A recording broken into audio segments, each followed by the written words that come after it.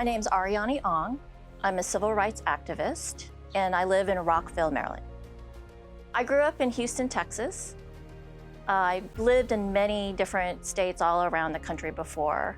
I came to Montgomery County about 26 years ago, and I was working with different national Asian American civil rights organizations. And when I started my family, I also became active in the county. The best thing about living and working in Montgomery County are the people. You see people who really enjoy each other's diversity, see it as an asset, and work very hard to make the county an inclusive place. I subscribe to a pan-Asian American Pacific Islander identity. Growing up in Texas, I lived in this amorphous space between black and white.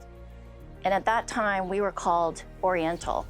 But all of that changed in 1982 when there was a hate crime murder of a Chinese American who was mistaken as Japanese by auto workers, one who was unemployed during a time of very fierce economic competition.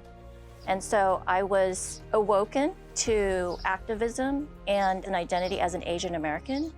And it wasn't until I went to UC Berkeley for college that I learned that Asian American was a term that had existed, and it was coined by activists at Berkeley in the 1960s.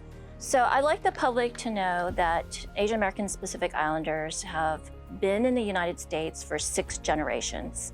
We hail from all countries around Asia. There are 48 of them, and speak over 100 languages.